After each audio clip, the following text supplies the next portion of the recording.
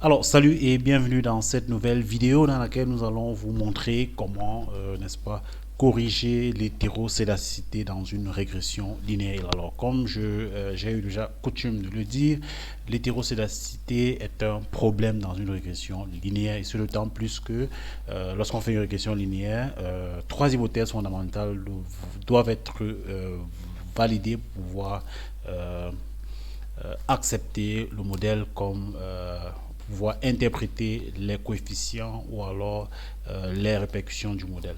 Alors, la première hypothèse à vérifier, c'est la normalité des résidus. La deuxième, c'est leur non-autocorrélation et l'homocédacité. Mais il arrive parfois que après une régression linéaire, on a un très beau modèle, mais l'hétérocédacité est une violation à l'une des hypothèses que doit vérifier un modèle et c'est un problème fondamental qu'il faut chercher à corriger avant de pouvoir interpréter un modèle linéaire. Alors, nous allons ici une base de données contenant des variables macroéconomiques sur notamment le PIB, la formation brute de capital fixe, les investissements publics et le taux de croissance ainsi que la formation brute de capital fixe. Alors, nous allons dans un premier temps régresser et faire une régression linéaire euh, dans laquelle nous allons démontrer qu'il y a hétérocédacité des résidus et nous allons par la suite corriger cette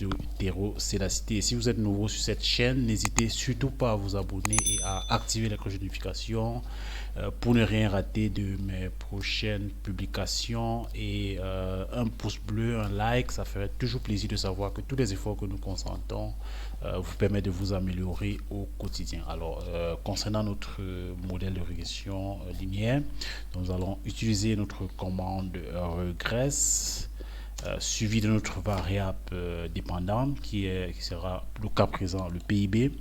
Donc, mes variables indépendantes seront la formation brute de capital fixe, les investissements publics et la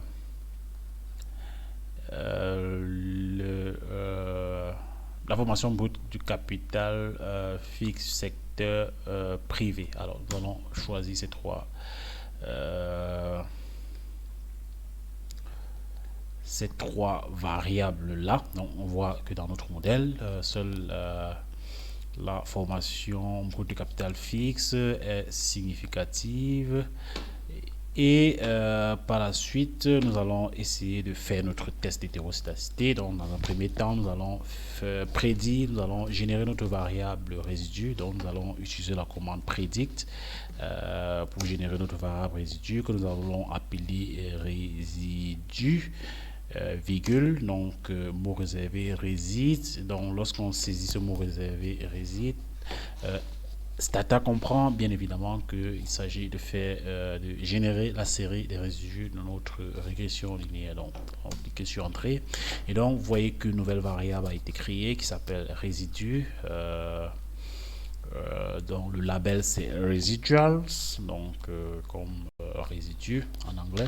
Donc, notre variable résidu a été générée. Donc, nous allons faire notre test d'hétérocédacité en utilisant notre commande het test, donc hétérocédacity test, donc head test, donc la variable à laquelle nous allons appliquer l'hétérocédacité, c'est résidu.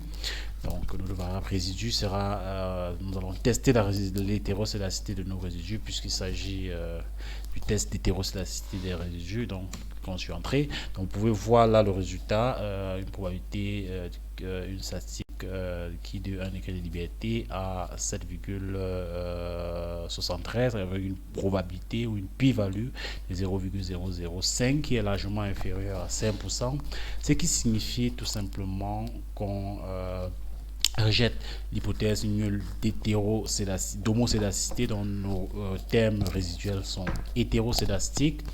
Donc par la suite, en général, en économétrie du modèle linéaire, lorsque les résidus ne suivent pas une loi, ne sont pas hétérocédastiques, l'option qui est en général utilisée est l'estimation d'un modèle avec avec la variance, en utilisant la variance robuste de Hecker-White. Donc cette option-là permet donc de corriger l'hétérocédacité de nos résidus. Et alors, donc, pour ce faire, il nous suffira de réestimer notre modèle. Donc, réestimer notre modèle. Donc, l'équation de mon modèle est là.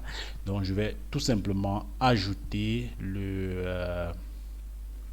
l'option robust et cliquer sur entrée. Donc mon modèle a été réestimé cette fois-ci avec l'option robust, et on peut voir là que contrairement à ce qui se passe la dernière fois, la variable General Government Final Consumption est également significative. Si on considère celle de significative de 10%. Donc voilà, donc on a cette fois-ci un modèle qui est estimé de telle sorte que le problème d'hétérocédacité ne soit plus, n'est-ce pas, un problème. Voilà, donc c'était tout pour ce tutoriel. Nous espérons qu'il vous a permis de comprendre la notion d'hétérocédacité, de pouvoir, si elle le fait, d'utiliser l'option robuste pour pouvoir corriger l'hétérocédacité dans votre modèle.